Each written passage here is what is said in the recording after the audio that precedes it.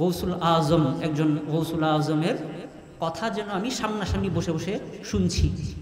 তো ওনার যে নসিহতগুলো, এই নসিহতগুলো কিতাবের মাধ্যমে আমাদের সামনে তুলে ধরা হয়েছে। তো এই পাঠগুলো, আমাদের পাঠগুলোর কাছে যাওয়া, এটা কেবলমাত্র যারা ওলি আল্লাহদের কর্মকাণ্ডকে প্রশ্নবিদ্ধ করে তাদেরকে জবাব দেওয়ার জন্য নয়, মূলত আমরা নিজেদের স্বরূপ চেনার জন্য। আমরা কে, আমরা কারা, আমরা কাদেরকে অনুসরণ করি, আমরা কেন অনুসরণ করি এবং আমাদেরকে কি করতে হবে। ওলি আল্লাহরা আশেক, তো আশেক হয়ে আমি করবোটা কি, এটা জানার জন্য। যেমন ধরেন গৌসুল আজম বরফির আব্দুল কাদের জিলানী, ওনাকে তো এখন আজকে আমরা যারা জাহিরিভাবে আছি তাকে পাওয়ার সেই সুযোগটা, তাকে শোনার সেই সুযোগটা আমাদের নাই। গৌসুল আজম হজরত কিবলাকে সামনাসামনি দেখার সেই সুযোগটা আমাদের হয় নাই। গৌসুল আজম বা ওহনরি কিবলা আলমকে সামনাসামনি দেখার সুযোগটা আমাদের হয় নাই। তো তাহলে আমরা তাদেরকে কিভাবে জানবো, কিভাবে উপলব্ধি করব? এগুলোর জন্য এই পাঠের প্রতি আমাদেরকে একটু মনোযোগী হওয়া উচিত। এবং আজকে যেই মহান দরবারে বসে আমরা এই পবিত্র মাহফিল শ্রবণ করছি, এই মহান তরিকা মেজভান্ডারি তরিকার প্রবর্তক হুজুর গৌসুল আজম মেজভান্ডারি, হুজুর গৌসুল আজম হযরত কিবলা আলমের মহান কালাম আমি হাসরের ময়দানে সর্বপ্রথম বলিব লা ইলাহা ইল্লাল্লাহ সুবহানাল্লাহ, তাওহীদের বাণী। قال الله تعالى في قرآن المجيد بسم الله الرحمن الرحيم إن الله وملائكته يصلون على النبي يا أيها الذين آمنوا صلوا عليه وسلموا تسليما صلى الله على سيدنا محمد وآله وبارك وسلم صلاة يا رسول الله سلام يا حبيب الله عليكم صلاة يا رسول الله سلام يا حبيب الله مرحبا يا مرحبا يا مرحبا رحمة للعالمين مرحبا مرحبا يا গৌসুল আজম মেজভান্ডার পশ্চিমপাড়া খতমে গৌসিয়া বাস্তবায়ন কমিটির উদ্যোগে ও এলাকাবাসীর সার্বিক সহযোগিতায় পবিত্র ঈদ মিলাদুন্নবী সাল্লাল্লাহু আলাইহি ওয়াসাল্লাম ও পবিত্র ফাতিহায়ে ইয়াজদাহুম উদযাপন উপলক্ষে আজকের এই আজিমুশান সুন্নি সম্মেলনে উপস্থিত আছেন औलाद रसूल सल्लल्लाहु अलैहि वसल्लम, औलादे गौसुल आज़म मेजभांडारी, अंजुमाने मुत्ताबईने गौस मेजभांडारी केंद्रीय निर्वाही परिषदेर सम्मानित भारप्राप्त सभापति महोदय मुंताजेम जिम्मादार और सज्जादानशीने दरबारे गौसुल आज़म मेजभांडारी, आमार परम श्रद्धेय शाहजादा सैयद हुसैन राइफ नूरुल इस्लाम रुबाब आल मेजभांडारी मद्दाजिल्लुहुल आली आजकेर सम्मानित मेहमान आला हिसेबे आमादेर माझे उपस्थित आछेन औलाद रसूल सल्लल्लाहु अलैहि वसल्लम, औलादे गौसुल आज़म मेजभांडारी, अंजुमाने मुत्ताबईने गौस मेजभांडारी केंद्रीय निर्वाही परिषदेर सम्मानित सह सभापति मुंताजेम जिम्मादार और सज्जादानशीने दरबारे गौसुल आज़म मेजभांडारी, आमार परम श्रद्धाभाजन शाहजादा डॉक्टर सैयद हुसैन सैफ निहादुल इस्लाम आल मेजभांडारी मद्दाजिल्लुहुल आली आज के सम्मानित अतिथि हिसेबे आमादेर माझे उपस्थित आछेन। आजकेर এই মাহফিলের सम्मानित सभापति महोदय मेजभांडार शाही जामे मस्जिदेर साबेक खतीब साहेब अलहाज मौलाना नूरुल इस्लाम फुरकानी साहेब, आजकेर এই মাহফিলের সম্মানিত সভাপতি প্রধান ও বিশেষ আলোচকবৃন্দ, আজকের এই মাহফিলের উপস্থিত অত্র এলাকার সম্মানিত মুরব্বিয়ানে কেরাম, প্রিয় আশিকে রসুল, আশিক ওলি আল্লাহ, আশিক হুজুর গৌসুল আজম মঈজ ভান্ডারী এবং কাছে দূরে পর্দার আড়ালে বসে মা বোনেরা সহ যারা আমাদের আজকের এই মাহফিল শ্রবণ করছেন, আসসালামু আলাইকুম ওয়া রাহমাতুল্লাহি ওয়া বারাকাতুহু। আল্লাহ পাক রব্বুল আলামিনের দরবারে লাখো কোটি শুকরিয়া জ্ঞাপন করছি যে আল্লাহ পাক রব্বুল আলামিন আমাকে তার প্রিয় হাবিব সাল্লাল্লাহু আলাইহি ওয়াসাল্লামের উসিলায় এবং তার প্রিয় ওলি হুজুর গৌসুল আজম হযরত মাওলানা শাহ সুফি সৈয়দ আহমদুল্লাহ কিবলা কাবা এবং হুজুর গৌসুল আজম হযরত মাওলানা শাহ সুফি সৈয়দ গোলামুর রহমান বাবা ভান্ডারী কিবলা কাবার উসিলায় আজকে আমাকে আমার সম্মানিত মুরব্বী আওলাদে পাকগণ এর উপস্থিতিতে আজকে এই মাহফিলে আসার বসার তৌফিক দান করেছেন। আল্লাহ পাক রব্বুল আলামিনের দরবারে আমি লাখো কোটি শুকরিয়া জ্ঞাপন করছি, আলহামদুলিল্লাহ। একই সাথে আজকের এই মাহফিলে আমরা যারা উপস্থিত আছি, আমরা আল্লাহ পাকের দরবারে লাখো কোটি শুকরিয়া জ্ঞাপন করি যে আল্লাহ পাক আমাদের আজকের এই পবিত্র নুরানি মাহফিলে আওলাদে রসুল সাল্লাল্লাহু আলাইহি ওয়াসাল্লাম, আওলাদে গৌসুল আজম মঈজ ভান্ডারীগণের উপস্থিতিতে আমাদেরকে আজকের এই মাহফিলে আসার বসার, এই পবিত্র মাহফিল শ্রবণ করবার তৌফিক দান করেছেন। সকলে জোরে সোরে বলি আলহামদুলিল্লাহ। আসলে উদ্বোধকের যেই বক্তব্য এটা হয়ে যেতে হয় হচ্ছে মাহফিলের একেবারে শুরুতে, কিন্তু দুর্ভাগ্যজনকভাবে আসতে দেরি হয়ে যাওয়ায় আমার যে বক্তব্যটা সেটা অনেকটা শেষের দিকেই এসে পড়েছে। তার জন্য আন্তরিকভাবে আপনাদের কাছে ক্ষমা প্রার্থনা করছি। সকলে বিষয়টি একটু ক্ষমা সুন্দর দৃষ্টিতে দেখবেন। নবী রসুল ওলি আল্লাহগণ ওনাদের এই ধরাধামে আগমনের যে অন্যতম প্রধান উদ্দেশ্য, এই অন্যতম প্রধান উদ্দেশ্যটা ছিল আল্লাহ পাকের সাথে বান্দার সংযোগ ঘটিয়ে দেওয়া। বান্দার কাছে, আমরা বান্দাদের কাছে, আল্লাহর বান্দাদের কাছে আল্লাহর পরিচয় তুলে ধরা এবং সাথে সাথে আমরা কিভাবে আল্লাহর ইবাদত করব, আল্লাহর ইবাদত কিভাবে করলে তা আল্লাহর কাছে গ্রহণযোগ্য হবে, কবুল হবে, সেই শিক্ষাটি প্রদান করাটা ছিল হচ্ছে নবী রসুল ওলি আল্লাহগণের অন্যতম প্রধান উদ্দেশ্য।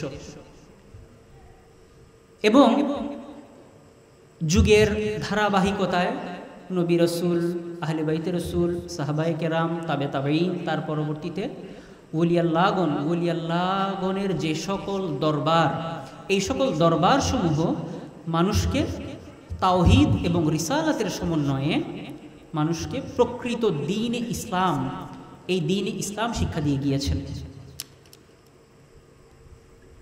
একটা শ্রেণী মুসলমান নামধারী একটা শ্রেণী মনে করেন যে ওলি আল্লাহর যে দরবারসমূহ, এই দরবারসমূহে তাওহীদের যে শিক্ষা বা ওলি আল্লাহগণ মানুষকে যে তাওহীদের যথাযথ শিক্ষা, এই তাওহীদের শিক্ষা দেন না, বরং তারা নানা ধরনের বিদাত, যেগুলো বলা হয় যে বিদাতি নানা ধরনের কার্যক্রমের মধ্যে মানুষকে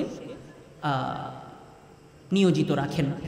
একটি বিষয় বলবো যে কেবলমাত্র মাহফিলের মধ্য থেকে, একটি মাহফিল কতক্ষণ হয়, 3 ঘন্টা 4 ঘন্টা, এই ধরনের একটা মাহফিলের মধ্য থেকে কিন্তু ওলি আল্লাহগণের যথাযথ প্রকৃত পরিপূর্ণ জীবনাচরণ বা জীবন আদর্শ পুরোপুরি কিন্তু ধারণ করা সম্ভব হয় না। তো যার কারণে আমাদেরকে ওলি আল্লাহগণের যে নীতি, আদর্শ, শিক্ষা, এগুলো জানার জন্য তাদের যে জীবনী বা তাদের যে লেখনী, এগুলোর কাছে যেতে হয়।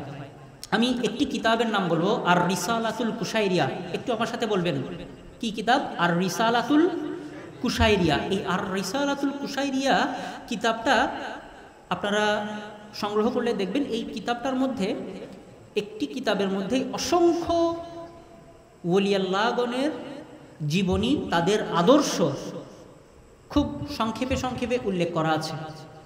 তো এই কিতাবটির মধ্যে আপনারা দেখবেন যে ওলিয়াল্লাহগণ কি মারাত্মকভাবে, কি ব্যাপকভাবে, কি গুরুত্ব সহকারে তাওহীদের বাণী মানুষের মধ্যে প্রচার করেছেন, এবং কেবলমাত্র প্রচার করেছেন তা নয়, তারা সেটিকে ব্যাপকভাবে ধারণ করেছেন। তো আজকে পবিত্র ফাতিহায়ে ইয়াজদাহুম এই পবিত্র মাহফিলে আমার গত বছরও আসার সৌভাগ্য হয়েছিল আলহামদুলিল্লাহ। তো গত বছরের মাহফিলেও আমি বলেছিলাম যে হুজুর গৌসে পাকের একটি কিতাব, যে ফাতহুর রব্বানী, যেটি বাংলায় ঐশী প্রেরণার অনন্ত উৎস নামে পাওয়া যায়, এই কিতাবটি উল্টালে আপনারা দেখবেন যে গৌসে পাক, আমি একটু পরে আসবো যে গৌসে পাকের ব্যাপারে আমরা ওনার জীবনীটাকে কেন জানি খুব অল্প কয়েকটা ওনার যে কারামত, এই কারামতের মধ্যেই আমরা আবদ্ধ করে রাখি। কিন্তু গৌসে পাকের মর্তবা বুঝতে গেলে ওনার জীবনী যেরকমভাবে আমাদেরকে জানতে হবে, তেমনিভাবে তার যে বক্তব্যগুলো, এই যে যেই কিতাবটার কথা বললাম যে ফাতহুর রব্বানী বা ঐশী প্রেরণার অনন্ত উৎস নামে পাওয়া যায়, এই কিতাবটি যারাই পাঠ করেছেন প্রত্যেকের কাছেই মনে হয়েছে যে গৌসে পাক স্বয়ং আমার সাথে কথা বলছেন। সুবহানাল্লাহ, এটি অনেক বিশাল ব্যাপার যে গৌসুল আজম, একজন গৌসুল আজমের কথা যেন আমি সামনাসামনি বসে বসে শুনছি। তো ওনার যে নসিহতগুলো, এই নসিহতগুলো কিতাবের মাধ্যমে আমাদের সামনে তুলে ধরা হয়েছে। তো এই পাঠগুলো, আমাদের পাঠগুলোর কাছে যাওয়া, এটা কেবলমাত্র যারা ওলি আল্লাহদের কর্মকাণ্ডকে প্রশ্নবিদ্ধ করে তাদেরকে জবাব দেওয়ার জন্য নয়, মূলত আমরা নিজেদের স্বরূপ চেনার জন্য। আমরা কে, আমরা কারা, আমরা কাদেরকে অনুসরণ করি, আমরা কেন অনুসরণ করি, এবং আমাদেরকে কি করতে হবে। ওলি আল্লাহরা আশেক, তো আশেক হয়ে আমি করবোটা কি, এটা জানার জন্য। যেমন ধরেন গৌসুল আজম বরফির আব্দুল কাদের জিলানী, ওনাকে তো এখন আজকে আমরা যারা জাহিরিভাবে আছি তাকে পাওয়ার সেই সুযোগটা, তাকে শোনার সেই সুযোগটা আমাদের নাই। গৌসুল আজম হজরত কিবলাকে সামনাসামনি দেখার সেই সুযোগটা আমাদের হয় নাই। গৌসুল আজম বাওয়াহুন্ডারী কিবলা আলমকে সামনাসামনি দেখার সুযোগটা আমাদের হয় নাই। তো তাহলে আমরা তাদেরকে কিভাবে জানবো, কিভাবে উপলব্ধি করব, এগুলোর জন্য এই পাঠের প্রতি আমাদেরকে একটু মনোযোগী হওয়া উচিত। এবং আজকে যেই মহান দরবারে বসে আমরা এই পবিত্র মাহফিল শ্রবণ করছি, এই মহান তরিকা মেজভান্ডারী তরিকার প্রবর্তক হুজুর গৌসুল আজম মেজভান্ডারী, হুজুর গৌসুল আজম হজরত কিবলা আলমের মহান কালাম আমি হাসরের ময়দানে সর্বপ্রথম বলিব লা ইলাহা ইল্লাল্লাহ সুবহানাল্লাহ, তাওহীদের বাণী। হুজুর গৌসুল আজম হজরত কিবলা তাওহীদের এই বাণীটাই প্রচার করেছেন। আমরা যদি হুজুর গৌসুল আজম বাওয়াহুন্ডারী কিবলা আলমের কালাম দেখি, তিনি বলেছেন আমি স্রষ্টার গুণে গুণান্বিত, প্রকৃতির মতো উদার ও নীরব। পবিত্র কোরআনের মধ্যে সূরার মধ্যে এরশাদ এসেছে যে আল্লাহ পাক বলছেন তোমরা আল্লাহর গুণে গুণান্বিত হও, আল্লাহর রঙে রঞ্জিত হও, আল্লাহর রঙের চেয়ে আর কোন রং আছে যেটা অধিক উত্তম। তো এটাকেই গৌসুল আজম হজরত বাওয়াহুন্ডারী কিবলা আলম আল্লাহর যে গুণাবলীগুলো, এগুলো ওলি আল্লাহগণ যে তাদের চরিত্রের মধ্যে ধারণ করেন, হুজুর গৌসুল আজম হজরত বাওয়াহুন্ডারী কিবলা আলম সেটি ধারণ করে এই ধারণের শিক্ষাটাই আমাদেরকে দিয়ে গিয়েছেন, এবং যেটিকে পরবর্তীতে শায়েরগণ এবং বিশেষ করে আমাদের যারা মেজভান্ডারী কালাম রচনা করে গিয়েছেন তাদের মধ্যে একটি কালাম খুব প্রসিদ্ধ মেজভান্ডারে উঠেছে তৌহিদের নিশানা, ঘুমায়ও না মায়ার ঘুমে আখের জমানা। তো তাহলে এগুলো হচ্ছে আমাদের জন্য উপলব্ধির বিষয়। আমাদেরকে জানতে হবে যে তৌহিদ এবং রিসালাত এই দুইয়ের সংমিশ্রণ হচ্ছে প্রকৃত ইসলাম, এবং নবী প্রেমটাকে আমাদেরকে আমাদের কাজের মাধ্যমে ধারণ করতে হবে। মুসলমান মাত্রই নামাজ আদায় করে, কিন্তু একদল আছে হচ্ছে হুসাইনি মুসলমান, আর একটা হচ্ছে ইয়াজিদি মুসলমান। তো আমরা যাতে ওই ধরনের নামাজি না হই যেই নামাজ আদায় করে আমাদেরকে ইয়াজিদি মুসলমান হতে হয়। তো হুসাইনি মুসলমান হবার পূর্ব শর্তই হচ্ছে নবী প্রেম আমাদের অন্তরে ধারণ করতে হবে, আহলে বাইত রাসূল সাল্লাল্লাহু আলাইহি সাল্লামের প্রেম আমাদের অন্তরের মধ্যে যথাযথভাবে ধারণ করতে হবে। কথার মাধ্যমে নয়, আমাদের কাজের মাধ্যমে, আমাদের চিন্তার মাধ্যমে, আমাদের চেতনার মাধ্যমে আমাদেরকে ধারণ করতে হবে। আমি বলি যে বিশেষ করে যেগুলো অনেকগুলো এলাকা আছে, সেই এলাকাগুলো এলাকাগতভাবেই এটি চর্চাগতভাবেই এখানে আলাদা করে রসুল পাকের মহব্বতের গুরুত্ব, রসুল পাক সাল্লাল্লাহু আলাইহি সাল্লামের যে মহব্বতের যে গুরুত্ব, এটা আলাদাভাবে চর্চা করতে হয় না, মানে প্রকাশ করতে হয় না, কারণ তারা প্রত্যেকেই ইশকে রসুল। যে মহব্বত অন্তরে ধারণ করে আছে তাকে আমি আর নতুন করে মহব্বতকে শিক্ষা দিব? তাদের মধ্যে আমাদেরকে যে জিনিসটা আমি যেটা মনে করি আমাদেরকে যেটা করতে হবে সেটা হচ্ছে রসুল পাকের মহব্বতের যে চর্চা আমরা যেন সেটা যথাযথভাবে করতে পারি। গৌসে পাক বরফির আব্দুল কাদের জিলানী কুদ্দিস সিরহুল আজিজ তিনি বলেছেন যে একটি পাত্র থেকে সেই জিনিসটি বের হয়ে আসবে যা সেই পাত্রটা ধারণ করে। একটা পাত্রের মধ্যে যদি পানি থাকে সেখান থেকে পানিই বের হয়ে আসবে। তো তেমনিভাবে যেই অন্তর নবী প্রেম ধারণ করে তার কথার মাধ্যমে, তার কাজের মাধ্যমে সেই নবী প্রেমই বের হয়ে আসবে। তাহলে আমরা যদি নিজেদেরকে একজন আশিকে রসুল, আশিকে ওলি আল্লাহ দাবি করি, আমাদের কথা থেকে, আমাদের কাজ থেকে ইশকের রসুলের যেই বাণী, ইশকে ওলিগণের যে বাণী, এটি বের হয়ে আসবে, এটাই পূর্ব শর্ত। তো প্রতি বছর 12ই রবিউল আউয়াল আসে। রবিউল আউয়াল মাসে আমরা মিলাদুন নবী ব্যাপকভাবে উদযাপন করি, যদিও এটি সারা বছর ব্যাপী উদযাপন করা যায়। আমি বলি একটি বিষয়, সেটি হচ্ছে যে আমাদের অন্তরের মধ্যে নবী প্রেমের অবস্থাটা কি, কিংবা কতটুকু নবী প্রেম আছে, এটা যাচাই করার জন্য আপনি নিজেকে নিজে জিজ্ঞেস করবেন যে যখন রবিউল আউয়াল মাস সমাগত হয়, আপনি ব্যাপক ঘটা করে মিলাদুন্নবী পালন করতে পারেন কিংবা না পারেন, আপনার যতটুকুই তৌফিক আছে আপনি কিছু করতে পারেন বা না পারেন, কোনো মিলাদের শরিক হতে পারেন কিংবা না পারেন, কর্মব্যস্ততায় বা যাই হোক, এই মিলাদুন্নবী আসলে আপনি অন্তরের অন্তঃস্থল থেকে আপনি খুশি বোধ করেন কিনা।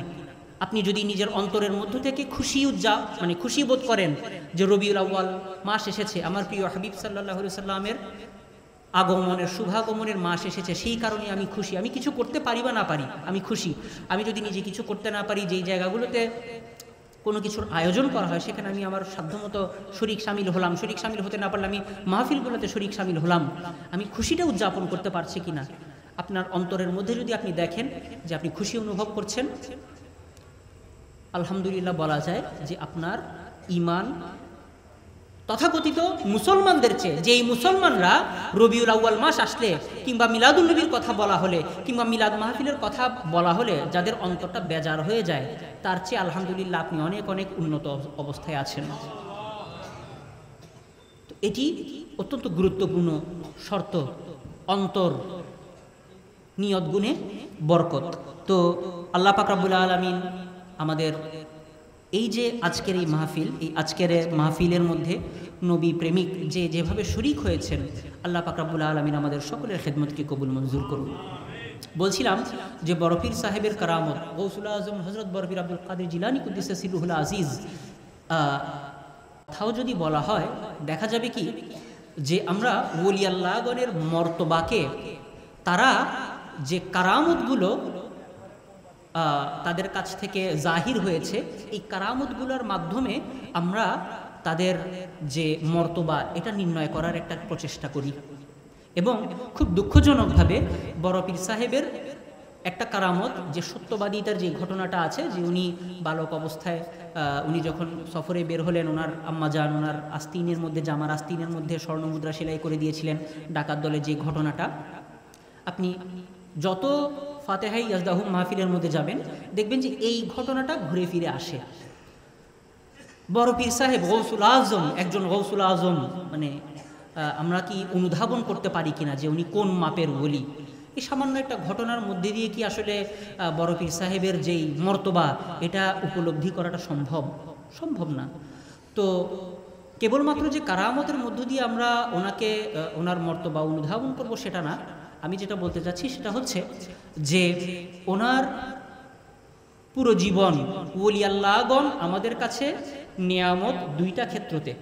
একটা ক্ষেত্র হচ্ছে তাদের উসিলায় আল্লাহ পাক রব্বুল আলামিন আমাদেরকে আমাদের যাবতীয় যে সকল বালা মুসিবত, অভাব অভিযোগ, এই অভাব অভিযোগের দরখাস্তগুলো আমাদের কবুল করেন। এবং দ্বিতীয় বিষয়টা হচ্ছে ওনারা আমাদের জন্য আদর্শ। আমি একজন প্রকৃত মুমিন মুসলমান হিসেবে যদি আমি এই দুনিয়া থেকে বিদায় নিতে চাই, আমি আমার নিজেকে কিভাবে গড়ে তুলতে হবে, তার জন্য ওলি আল্লাহগণ আমাদের জন্য আদর্শ। দেখুন, একটা বিষয় যে আমরা ওলি আল্লাহর দরবারে যাব, কিন্তু আমরা কোনো বালা মুসিবতের অভাব অভিযোগের দরখাস্ত নিয়ে যাব না, আমরা শুধু ওনাদের দর্শন লাভের জন্যই যাব। এটার সাথে আমি একটু দ্বিমত করি। এই যে ধরেন নানা দুঃখ কষ্টে জর্জরিত আল্লাহর বান্দারা ওলি আল্লাহর দরবারে এসে ওনাদের উসিলায় আল্লাহর কাছে যে ফরিয়াদ জানাচ্ছেন, এটা কিন্তু ওলি আল্লাহগণেরই আদর্শ।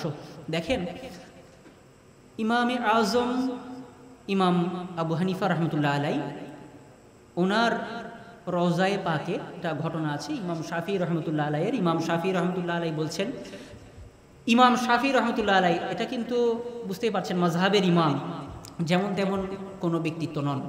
তো ইমাম শাফি রহমতুল্লাহ আলাই বলছেন যে আমি যখন কোনো একটা কঠিন সমস্যার মধ্যে পতিত হতাম, আমি ছুটে যেতাম হচ্ছে ইমামে আজম ইমাম আবু হানিফা রহমতুল্লাহ আলাইয়ের মাজারে পাকে, এবং সে মাজারে পাকে গিয়ে আমি 2 রাকাত নফল নামাজ আদায় করতাম, এবং ইমামে আজমের উসিলায় আল্লাহ পাক রব্বুল আলামিনের কাছে আমার যে সমস্যা, এই সমস্যা থেকে উত্তরণ হবার জন্য ফরিয়াদ জানাতাম, এবং সাথে সাথে আমার সমস্যা সমাধান হয়ে যেত। সুবহানাল্লাহ। তো এটা মাযহাবের ইমামগণের শিক্ষা।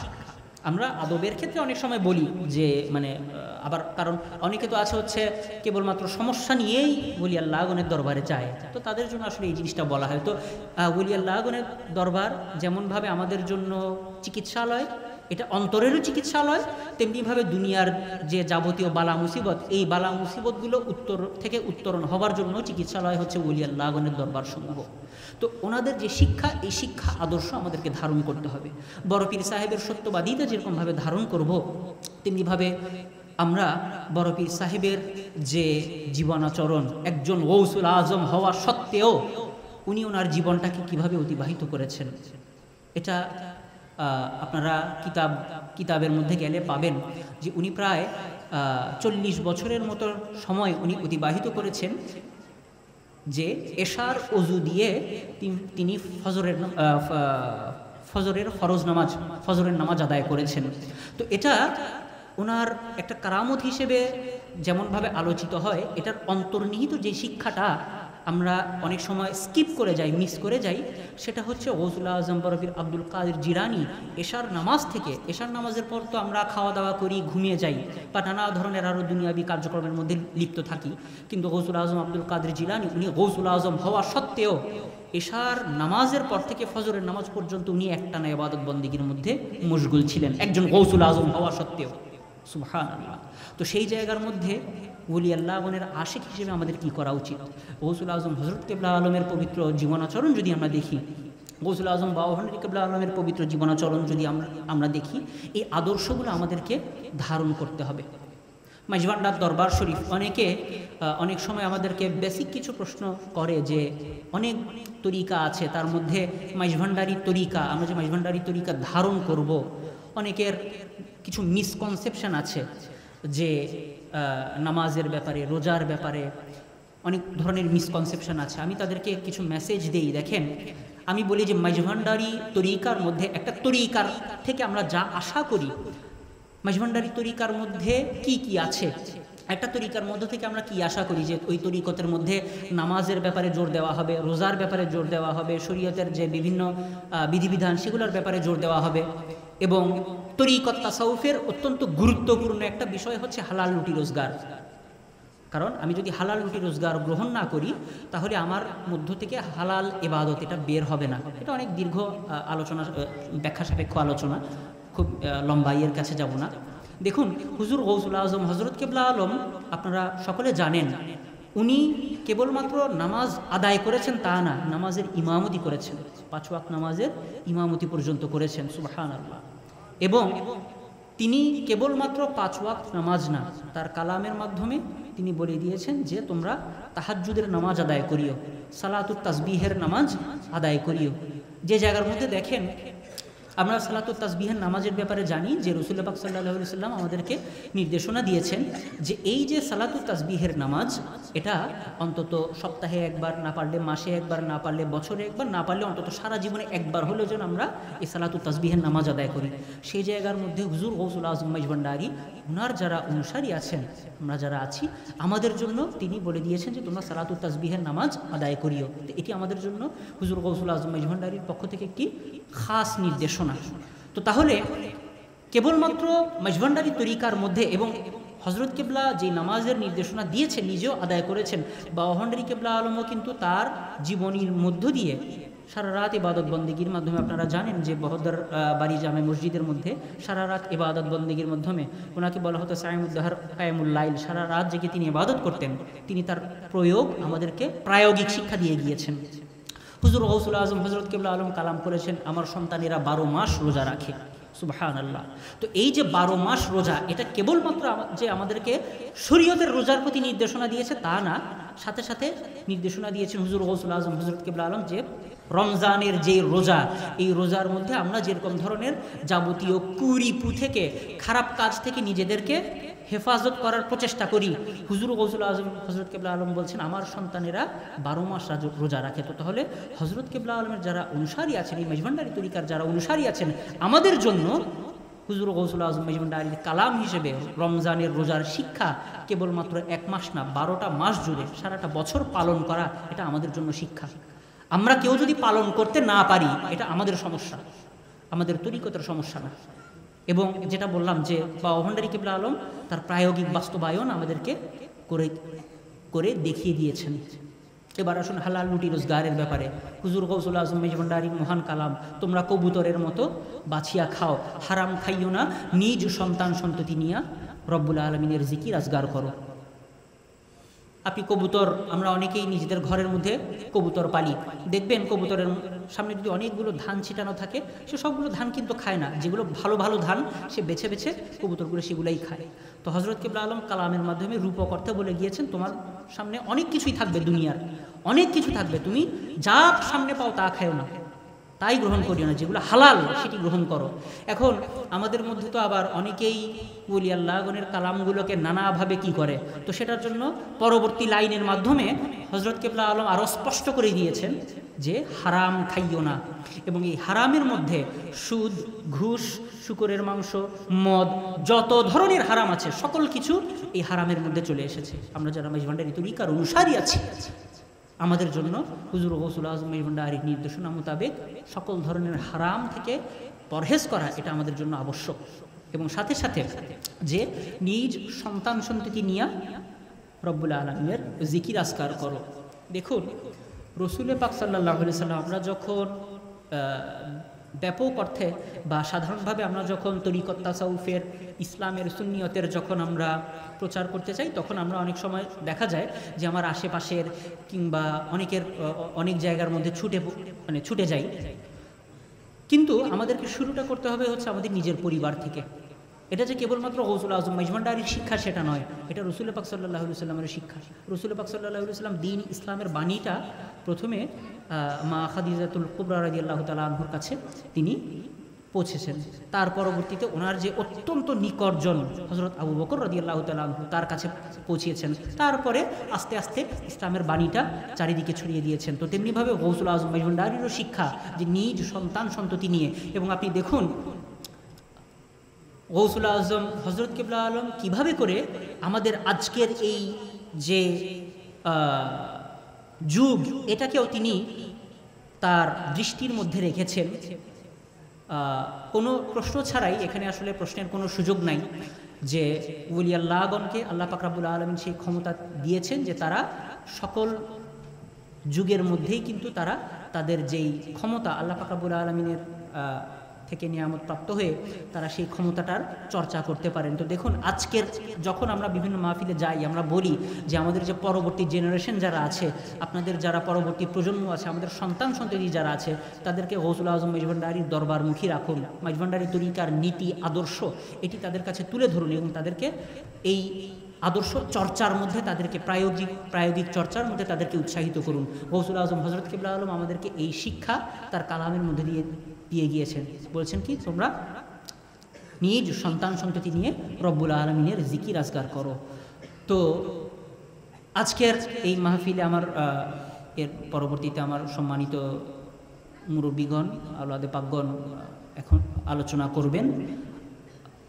বক্তব্য দীর্ঘায়িত করবার সুযোগ নেই। আপনাদের প্রতি সাথে সাথে হচ্ছে আমাদের এলাকাবাসী হিসেবে আপনাদের প্রতি আরজ থাকবে যে আমরা নিজেদেরকে যেন আমাদের কথায়, কাজে, চিন্তায়, চেতনায়, যে দেখুন আমরা মেজবান্ডারি হিসেবে আমরা যখন কোনো জায়গায় যাই, এটা যে কেবলমাত্র যারা আওলাদে পাকগণ তাদেরকেই যে সাধারণ জনগণ যারা ওলি আল্লাহগণকে পছন্দ করেন, মেজবান্ডার দরবার শরীফকে পছন্দ করেন, কেবলমাত্র আওলাদে পাকগণকেই যে সম্মান করেন তা কিন্তু না। এই দরবারের কল্যাণে আপনারা অনেকেই নানা জায়গায় গেলে দেখবেন যে মেজবান্ডার দরবার শরীফ, বাড়ি কোথায়, মেজবান্ডার দরবার শরীফ, এটা শুনলে কিন্তু অনেকে বুকে টেনে নেয়, অন্যরকম একটা মর্যাদা দেয়।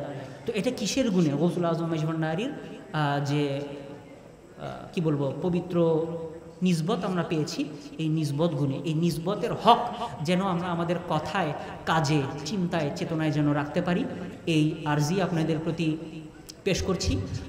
আর আমার বক্তব্যের মধ্যে যদি কেউ কোনোভাবে কষ্ট পান, আন্তরিকভাবে ক্ষমা প্রার্থনা করছি। রব্বুল আলামিন আমাদের আজকের এই মাহফিলকে কবুল করুক। এবং আজকের এই মাহফিলের মধ্যে আরও বিশেষভাবে স্মরণ করছি যে এই মাহফিল অনেক দিন ধরে তার অন্তরের সমস্তটা দিয়ে ধরে রেখেছিলেন আমাদের প্রয়াত মেম্বার জনাব আব্দুল হালিম মেম্বার সাহেব। তো তাকে বিশেষভাবে স্মরণ করছি। আল্লাহ পাক রব্বুল আলামিন তাকে এই খেদমতের উসিলায় জান্নাতের আলা মকাম দান করুন। এবং আমার সম্মানিত মুরব্বী আওলাদে পাকগণের কাছে দোয়ার ফরিয়াদ রেখে আমার বক্তব্য এখানে সমাপ্ত করছি। আলহামদুলিল্লাহি রাব্বিল আলামিন। আসসালামু আলাইকুম ওয়া রাহমাতুল্লাহি ওয়া বারাকাতুহু।